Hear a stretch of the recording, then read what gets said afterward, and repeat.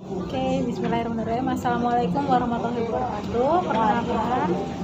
Perkenalkan nama saya Rizky Kata Putri dari kelas A D3 Kebidanan, Stikes Widya dan Maksada. Di sini saya sedang ada tugas untuk konsultasi dengan pasien, dengan klien. Beliau ini sedang hamil di trimester yang pertama. Selanjutnya kita perkenalan diri terlebih dahulu ya. Halo, nama aku Siti Sana. Hamilnya sekitar udah jalan 3 bulan. Oke, kurang lebih untuk HPHT-nya sendiri itu di tanggal 20 September. Perkiraan HPL-nya sekitar tanggal 26 Juni ya. Oke, untuk berarti kemungkinan sekitar jalan 3 bulan ya untuk saat ini. Oke. Kalau boleh tahu dengan Ibu Siti ini ada keluhan semasa kehamilan atau mungkin rasa nggak nyaman karena kan kondisinya baru pertama kali ya, dan baru pertama kali pasti banyak yang dirasa berbeda dengan tubuhnya. Mungkin bisa dijelaskan. Yang pertama itu pas awal kehamilan itu mual-mualnya itu dia ketika pas pagi terus badan pegel itu. Kira-kira apa ya yang bisa solusinya buat menghindari rasa mualnya itu? Sedangkan udah mencoba berbagai hal, itu rasanya tetap ada rasa mual-mualnya. Biasanya kalau untuk mual ya, karena memang ada hormon dalam tubuh tuh, karena ada perubahan. Jadi kan karena bahasanya karena ada massa baru yang hidup dan tumbuh di dalam rahim, jadinya hormon yang ada tuh berkembang. Karena dari itu, jadi dari tubuh kita sendiri pun merasakan adanya perubahan. Makanya biasanya ada mual-mual karena namanya bayi pada usia, apalagi trimester pertama itu sedang tumbuh dalam pusat-pusatnya seperti itu. Jadi itu sih yang biasanya menimbulkan mual, dan untuk biasanya untuk menghilangkan atau mengurangi dari kemualan itu sendiri bisa setiap pagi. Kalau memang ibu suka minum susu, itu bisa minum susu khusus yang menghilangkan mual, ada. Nah, itu bisa dicari toko susu juga.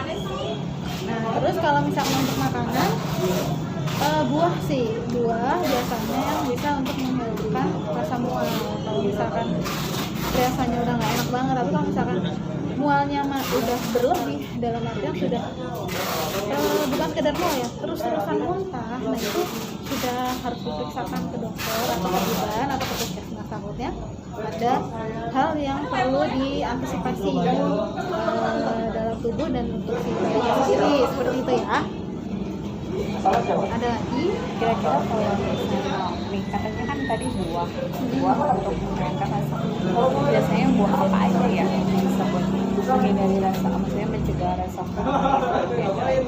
Kalau untuk buah sendiri biasanya ada buah jeruk boleh yang asam-asam, ada jeruk, ada apel, ada pir, itu banyak buahnya, asalkan jangan buah yang seperti nangka atau nanas atau yang memang mengandung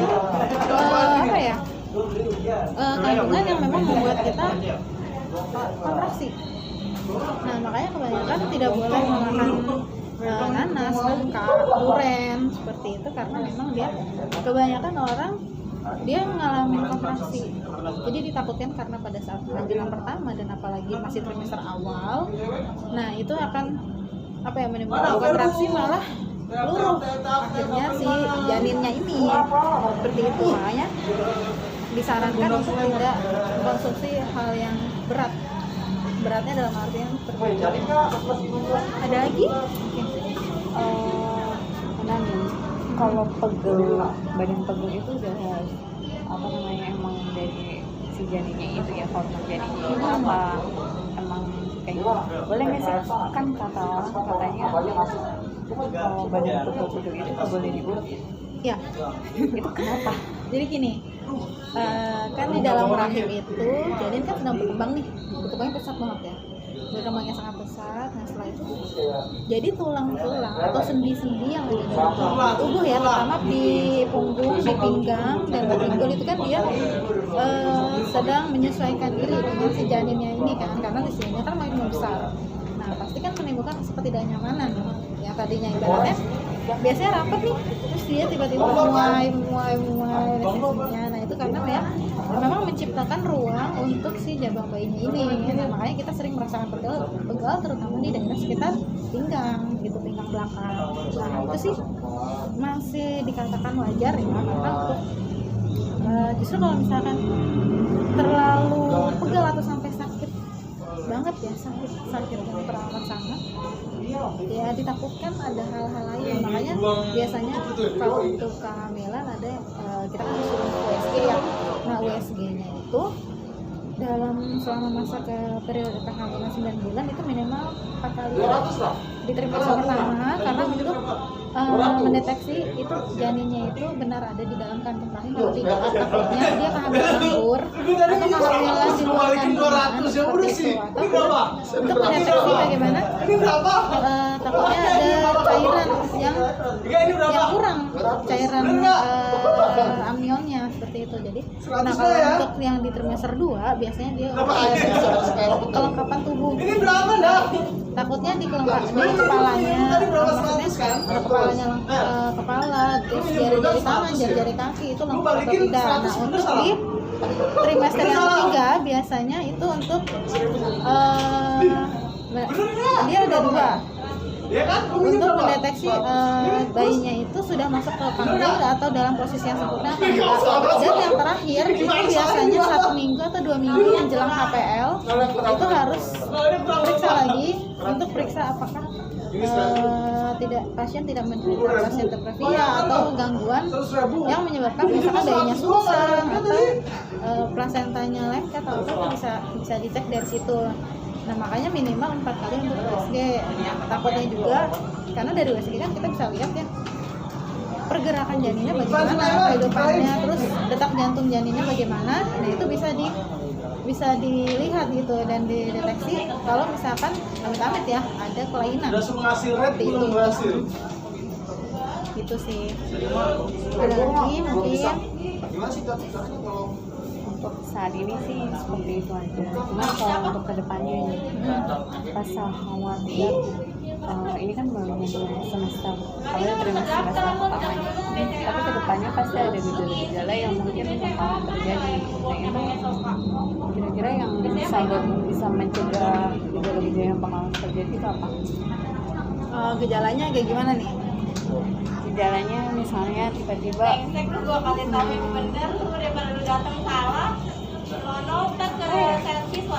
Oke, sekarang saya jelaskan dulu ya. Nah, di sini saya ada lembar timbal balik. Ini bisa dilihat timbal baliknya nggak kelihatan. Oke, saya bacakan ya. Ini adalah salah satu tanda bahaya dari kehamilan, yaitu yang pertama adalah tidak mau makan dan muntah terus-menerus. Tadi saya sudah sempat jelaskan.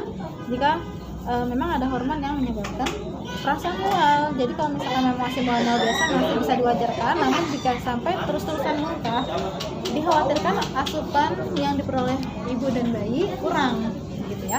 Jadi itu harus diperiksakan ya. Terus yang selanjutnya adalah mengalami demam tinggi yang terjadi. Nah, demam tinggi ini kenapa sering dikaitkan kalau misalkan apabila ibu hamil mengalami demam tinggi, terus bersin terus-menerus, batuk terus-menerus, terus tidak sembuh-sembuh, harus langsung segera diperiksakan ke dokter karena memang nanti akan berpengaruh. Takutnya misalkan pada saat batuk atau bersin terus-menerus tidak berhenti, dia kan otot perut akan berkontraksi. Jadi kayak menekan, kayak kita mau bersin atau batuk gitu kan ya. Pasti kan dia otot perut kayak semacam apa ya? Berkontraksi otot perutnya. Jadi dikhawatirkan malah menimbulkan kontraksi yang seharusnya tidak terjadi pada kehamilan. Itu kan. Nah, selanjutnya yaitu pergerakan janin di kandungan berkurang. Jadi biasanya mulai terasa gerakan di trimester kedua, nanti sering terasa gerakan, cuman kalau misalnya biasanya seringnya terjadi malam hari. Sebenarnya pergerakan janin ini terjadi sepanjang hari, hanya kalau misalkan siang hari karena kita sering aktivitas jadi tidak terasa. Seperti itu, tidak terasa ya. Jadi terkadang kita merasanya ini hanya aktif di malam hari aja nih, padahal sang bayi itu aktif di sepanjang hari sebenarnya, sama aja kayak kita beraktivitas biasa, hanya karena mungkin di malam hari kan kita waktunya istirahat gitu ya. Jadi mulai berasa oh ya ini ada gerakan nih, seperti itu. Nah terus terjadinya pendarahan atau flek. Nah pendarahan atau flek ini kalau misalkan seperti haid ya, seperti haid itu harus segera diperiksakan ke dokter, ke bidan atau ke puskesmas. Dikhawatirkan hal yang tidak mengenakan terjadi. Kita tidak tahu, apalagi di trimester yang pertama. Dan kalau trimester pertama biasanya beda-beda. Biasanya ditakutkan bahwa akan terjadinya peluruhan massa. Itu peluruhan massa janin bayi yang akan mengakibatkan keguguran awal. Gitu. Namun jika pada saat trimester kedua biasanya takut ada indikasi lain. Gitu. Nah, di trimester ketiga yang ditakutkan adalah jika terjadi gangguan basinterferensial atau atau leher rahim itu pendek. Jadi nanti ada pemeriksaan bagaimana diperiksa leher di rumah sakit ya, terutama itu leher rahim itu pendek atau sesuai. Jadi kalau misalkan leher rahimnya itu pendek, ya mau tidak mau, sebelum biasanya hal yang ditakutkan adalah kelahiran prematur. Itu kalau kelahiran prematur, karena dia kan menekan bayi semakin besar itu menekan rahim ya, jadi semakin pendek dia malah menekan jalan lahir terus menerus. Jadi mau nggak mau kalau seperti itu harus bed rest, posisinya pun begini. Jadi pinggul itu harus lebih tinggi daripada perut, karena dikhawatirkan bayinya tidak turun dan menekan. Seperti itu, nggak usah khawatir. Nggak usah khawatir ya, nggak apa-apa. Nah terus, di sini ada lagi kurang air ketuban atau ketuban sudah pecah. Nah di sini makanya di setiap USG ditanyakan kondisi uterusnya gimana, kondisi hari-harinya gimana, terus air ketubannya ini banyak atau sedikit. Kalau misalkan memang sedikit, biasanya disuruh minum air putih yang banyak seperti itu terus. Nah nanti dia itu bisa membantu untuk penambahan air ketuban. Nah gitu ya. Terus nanti pada saat trimester ketiga perhatikan lagi, misalkan tadi kan ada flek ya, ada juga nanti kaki besar atau bengkak. Nah bengkak biasanya memang sering terjadi, namun jika kakinya bengkak terus ada flek, coba langsung diperiksa. Yang dikhawatirkan adalah takutnya tertutupnya jalan lahir oleh ari-ari. Itu bisa sebagian seperti bulan sabit, bisa separuhnya atau bisa penuh. Nah yang ditakutkan itu adalah tidak bisa untuk normal, walaupun kalau dipaksakan normal akan terjadi pendarahan. Itu cuman nggak perlu takut, karena untuk biasanya sering ibu hamil merasa takut ya, pada saat itu sering merasa takut. Biasanya saya akan bisa ngasih solusi. Itu berikan afirmasi positif setiap hari. Jadi pada bayi terus seperti ini. Nah nanti kalau lahir sehat, lengkap ya, lancar ya, air ketubanku banyak, kantong amnionku kuat, perineumku utuh, perineum jalan lahir, terus lahirnya dengan selamat, nangisnya yang kencang terus menerus setiap hari. Itu berikan afirmasi positif, karena bayi pun bisa mendengar, bayi bisa memahami apa yang dikatakan oleh ibunya sendiri terutama, seperti itu. Jadi setiap hari terus afirmasi positif. Nanti dede lahirnya gampang ya, dede lahirnya lancar ya, nanti air ketubannya bagus ya, air ketubannya jernih ya, kantung amnionnya nanti kuat ya. Terus nanti kasih tanda ke ibu yang kalau dede lahir ya seperti itu. Terus nanti jadi anak yang pintar, berarti kayak misalkan kita sedang ngobrol, sedang mendoakan seperti itu ya, gitu. Jadi kebanyakan sebenarnya pikiran-pikiran ketakutan terutama pada saat persalinan karena pikiran atau dari orang lain. Karena orang lain misalkan gini, nanti nanti kamu kalau lahirnya seperti ini loh, nanti dijahit, nanti ditusuk-tusuk, nanti dirogoh-rogoh pasti gitu kan ya. Iya rasanya. Iya. Kok aneh-aneh di situ. Iya. Pernah terpikir seperti itu nggak? Pernah, sering lah. Jadi berpikir nanti pas lahiran yang gimana, apa dibelek atau gimana, itu rasanya. Apalagi takut yang namanya jarum suntik, terus jarum yang kata kalau pengalaman dari teman-teman itu, pada mereka pada cerita tentang lahiran itu nanti diobras. Nah itu yang bahasa obrasnya itu yang saya takutkan. Itu benar nggak sih? Beneran ya? Ya gini, tadi tadi kan bilang pembahasan lahiran itu karena takut diobras ya, karena emang takut sama jarum suntik ya, karena oke, sebenarnya obras apa enggaknya kan karena memang dia itu kan jalan lahir ya, jalan lahir itu perineum ya namanya. Nah misalkan seperti ini misalkan gini, ini kan ini bentuk jalan lahir ya. Nah ini bentuk jalan lahir, nah itu kan bayi keluar dari sini seperti ini ya. Nih, anggaplah ini kepala bayi ya kan. Nah ini di sebelah sini anus ya, lahir. Kalau misalkan ini kitanya enggak relax ya pasti kan dia sobek kan ya, atau memang harus disobek gitu, tapi emang rata-rata sobek sendiri. Nah biasanya solusinya ini bisa dengan coitus, atau biasanya orang dulu lebih sering udah berhubungan aja karena dia bukan jalan lahir. Cuman ada lagi juga caranya dengan jimbol, bermain jimbol, senam. Nah itu bisa pakai, jadi kamu duduk di atasnya, jadi apa ya? Iya, unjut-unjutan aja bahasanya ya. Jadi kayak main bola, duduknya di atas bola, kamu posisinya gini. Nah ini bola, kamu gini. Terus kok ngilu ya? Enggak, kayaknya kedengarannya tuh kayaknya ngilu banget. Enggak juga, jadi itu sebenarnya banyak manfaatnya ya untuk bermain jimbol sendiri. Salah satunya melemaskan otot-otot perineum. Jadi biar nggak sobek. Jadi kan yang ditakutkan kan karena diobras, karena robek. Nah takutnya seperti itu ya. Tadi kan Siti bilang, nah ini saya kasih salah satu solusinya. Nanti bisa main jimbol namanya. Jadi ibu duduk di atasnya, seperti ini duduk, lalu putar aja biasa seperti ini.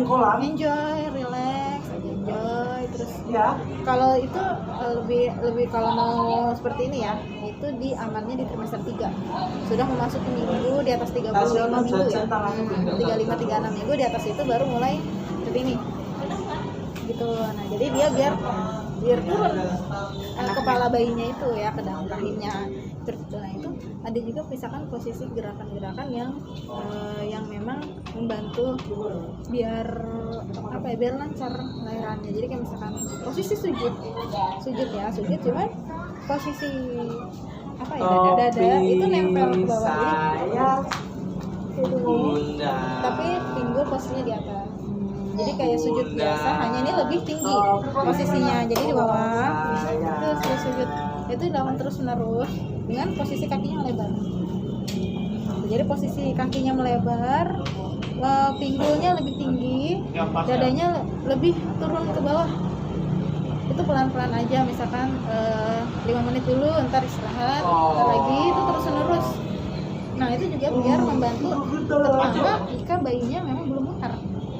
Posisi kepala masih di atas nih, sudah memasuki usia 37 minggu lah. Posisi kepala masih di atas, dia belum muter. Nah itu posisi yang bagus gitu. Terus ada juga kalau misalkan tadi kan sempat ada keluhan pegel gitu ya. Kalau untuk pegel sendiri coba senderan ke jimbol, atau ada jimbol bola yang kecilnya itu sambil di apa ibaratnya ya, diayun tapi duduk di atas itu pelan. Iya ada yang kecilnya, jadi apa ya, kayak seperti gerakan yoga. Atau kalau misalkan memang ibu mau ikut kelas yoga juga bisa gitu. Jadi untuk relax, kuncinya sih di relax ya, sama nafas. Kalau misalkan nafasnya bagus, dia akan terbuka dengan sendirinya. Jadi yang area begini kalau tegang ini rahim tegang, dia akan semakin kunci gitu. Makanya kalau misalkan kita berpikirnya tenang, lancar, tarik nafas, kuncinya di nafas. Makanya orang dahulu kan sering ngomongnya nafas gitu kan ya. Nah tapi kalau kita latihan nafasnya tuh dilatihnya di perut, di otot perut yang di dada. Dia biar rileks sih. Dia biar membuka di sini. Kalau dia membuka, otot rahimnya itu pintar, karena dia kan bakalan mengikuti kepala itu keluar. Dia kepala yang sebesar ini ya akan sebesar ini. Itu hanya kitanya rileks. Dan itu harus dilatih, karena kalau nggak dilatih biasanya udah sampai kejadian buyar. Gitu ya, kejadian buyar karena kita cuma sekedar baca atau tahu tapi nggak dipraktekin. Saran saya sih kalau biar biar lancar dan biar nggak diobras seperti yang tadi, latihan napas. Terus biar sama main gimbal itu dia biar relax. Jadi biar nanti tuh nyambut kelahiran si Dede itu dengan senyum, jangan dengan aduh sakit nggak gitu ya, pakai drama ya. Jadi kan kebanyakan kita dengar cerita seperti itu ya, kita harapkan tuh kelahiran lebih aku bahagia, ayo Dede keluar, mama mau ketemu, ayo. Jadi sambut dengan senyum. Nah dia kan relax, pikiran kita relax. Bisa juga diringankan pakai pijakan di sini. Itu biasanya sama suami atau sama orang tua sama keluarga, biar relax. Nanti baru kita kan merasa tenang pikirannya. Setelah pikiran tenang, kita begitu kontraksi datang dia akan membuka perlahan. Bahkan yang nggak mungkin kalau tanpa ngeden bisa tanpa ngeden. Jadi udah dia ngebuka sendiri pelan-pelan lancar, karena emang udah jalan ya seperti itu. Hanya biar kuncinya kita bisa berdayakan diri, kasih afirmasi terus setiap hari sama si dedenya, nanti lahirannya lancar ya. Nanti jalan lahirnya sebelah sini ya mas, bayi itu cerdas, ngerti. Kita juga harus bisa, tubuh bisa mengerti gitu. Seperti itu sih kalau memang biar ngurangin ketakutan. Jangan dengerin yang aneh-aneh, jangan dengerin yang macam-macam, dengerinnya yang positif. Aduh ketuban aku kuat, ketuban aku airnya banyak, jernih, bayinya bersih, kan seneng ya kita ininya kayak gitu. Jadi pikiran harus ditenang gitu. Tapi untuk saat ini tuh kalau misalnya lagi malam-malam nih mau udah di atas kasur makan, itu terasa kayak ada denyut nadinya yang di perut kan. Kalau detak jantung kita kan tidak ada, kalau itu perut kayak berasa duduk kayak ada gerakan. Iya ada gerakan. Terus kalau lagi duduk di tempat kerja kan kursi ada inian kan ya, ada senderan. Kalau lagi senderan tuh juga nyut gitu sama. Biasa ya. Itu emang dari pergerakan janinnya apa cuman perasaan kita doang? Sebenarnya mungkin berasa karena kan memang sudah masuk, memang menjelang trimester pertama akhir ya, sudah ada detak jantungnya. Ini terasa tut seperti itu ya. Itu bisa dibilang janin karena memang usia segitu sudah ada detak jantungnya juga. Kalau untuk lebih terasa gerakan intensnya seperti nendang pukul, jadi gerakan-gerakan lain atau motor biasanya di masuk trimester kedua. Kalau trimester pertama paling hanya seperti itu aja, wajar itu nggak apa-apa gitu. Terus kan ibu kan tadi kerja ya posisinya. Nah kalau bisa kalau di tempat kerja jangan terlalu banyak duduk atau jangan terlalu banyak berdiri. Jadi kalau misalnya kelamaan duduk ya berdiri sebentar, jalan-jalan atau olahraga ringan, ya peregangan. Setelah itu kembali duduk lagi nggak apa-apa. Terus jangan terlalu banyak berdiri juga, khawatir lelah kakinya gitu. Nanti kalau misalkan itu peredaran darahnya jadi nggak lancar, kasihan juga nanti ke bayinya itu ya. Iya. Ada lagi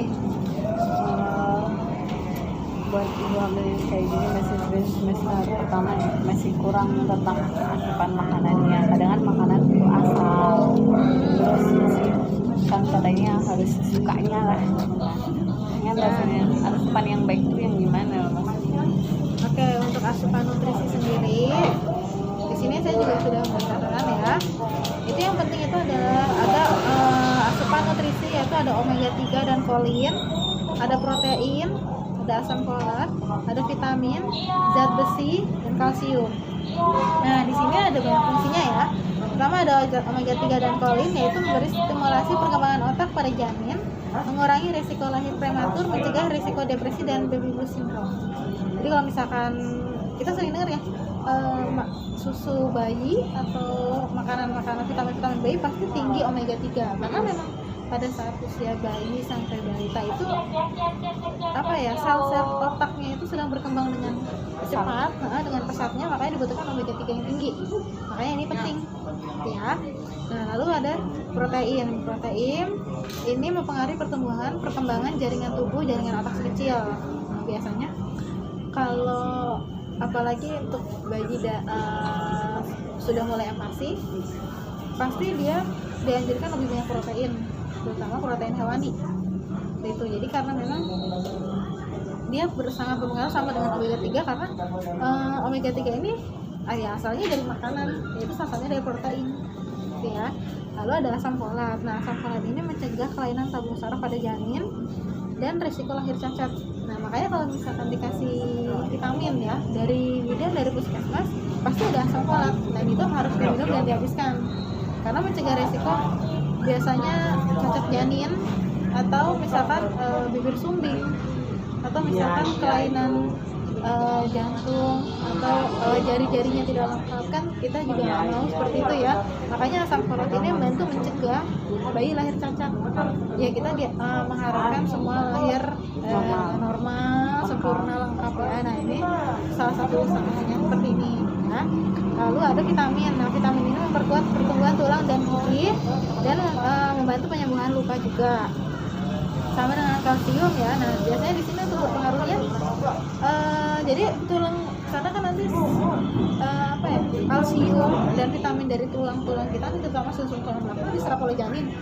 Nah, itu nanti biasanya kita akan merasakan kelelahan atau pegal terus-menerus, terutama di trimester ketiga. Nah, ini dianjurkan juga untuk ibu mengkonsumsi vitamin dan kalsium ini untuk membantu menggantikan vitamin dan kalsium yang ada dalam sumsum tulang belakang kita, karena kan udah diserap lebih banyak diserap ke janinnya gitu. Jadi biar kita juga nggak, kalau biasanya kebanyakan kalau yang kekurangan kalsium nih giginya cepet keropos atau mungkin pertumbuhan tulangnya agak kurang seperti itu.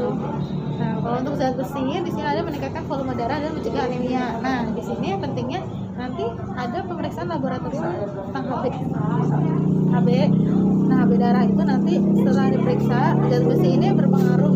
Takutnya misalkan HB-nya rendah atau tinggi, nanti takutnya pada saat terjadi pendarahan itu tidak bisa berhenti pendarahannya karena berpengaruh zat besi ini. Jadi kalau misalkan nanti ada dikasih vitamin, biasanya ada asam folat, ada zat besi, dan itu harus diminum karena takutnya kita mencegah hal yang tidak yang takut terjadi ya, seperti itu. Jadi diusahakan vitamin yang dikasih diminum semua. Tapi jangan sampai sebelumnya nih ya, dulu pas waktu awal periksa itu saya cuma dikasih obat mual, sama vitamin, karena vitamin tambah darah doang. Dan terus saya nyoba minum susu yang buat dari semester pertama, tapi setiap habis minum susu itu dia itu selalu apa yang namanya BAB, langsung BAB gitu, bentuknya nggak panas. Oh iya, nah, seperti agak diare seperti itu ya. Tapi sebenarnya emang enggak gitu. Iya, belum makan apa-apa udah harus keluarin itunya juga gitu, BAB-nya. Biasanya sih coba mungkin udah pernah ganti susu belum pernah. Sebenarnya kalau setahu saya sih ya, untuk susu ibu hamil itu nggak harus susu ibu hamil kok, bisa susu yang lain.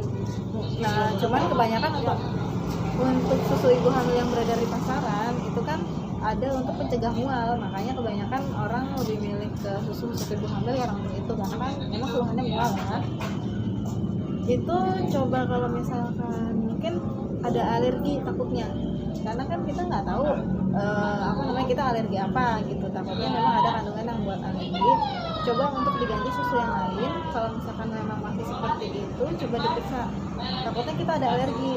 Soalnya kalau misalkan udah ada alergi, ibu hamil itu nggak boleh minum sembarangan obat, jadi nggak bisa minum yang di warung-warung atau yang di klinik sembarangan gitu. Jadi penanganannya pun harus tepat gitu. Takutnya ke alergi kita nggak tahu, terus diminum aja, sedangkan yang mungkin kita anggap mungkin cuma efek samping atau apa, ternyata bukan.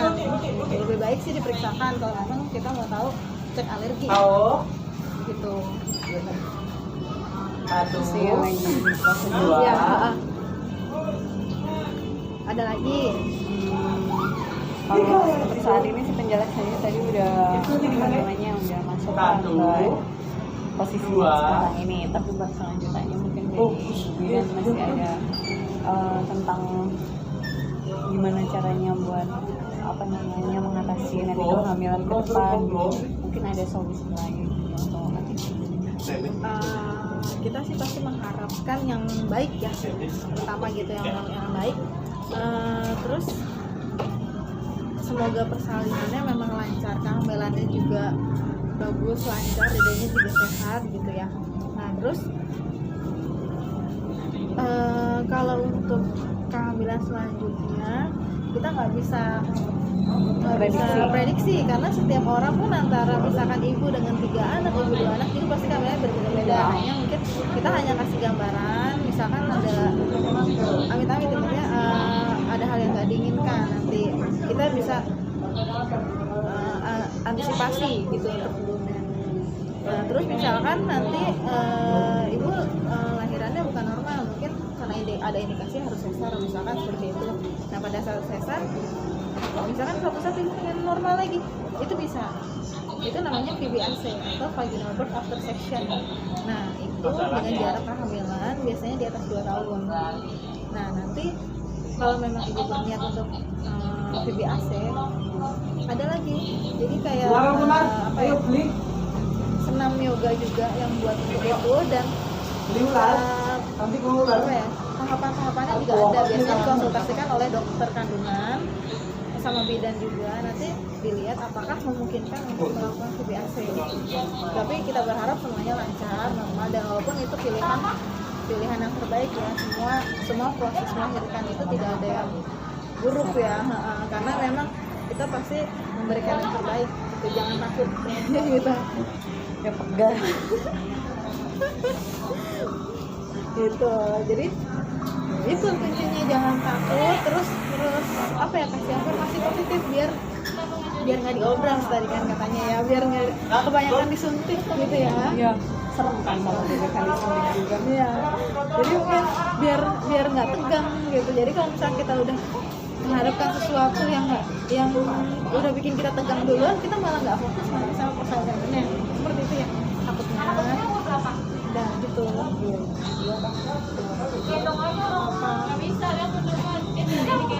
gitu ya, udah nggak pegang, lumayan kita dikit-dikit ya, kan nggak tahu perkembangan ke depan gimana. boleh nanti juga nggak ada kalau di atas penjelasan ini, jadi kita harus berpikir positif. Intinya kita tuh harus berpikir positif, jangan terlalu banyak berpikir yang aneh-aneh.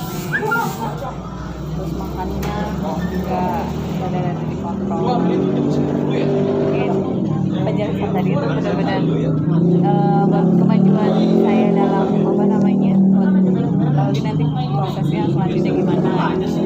Nanti kalau misalkan ada apa-apa bisa kontak aja. Siap. Oke, mungkin kursinya nggak boleh digeser. enggak, sebentar. Oke ya, mungkin sekian untuk penjelasannya. Mohon maaf kalau misalkan ada kesalahan atau misalkan ada kekurangan. Saya di sini mohon maaf. Terima kasih. Assalamualaikum warahmatullahi wabarakatuh.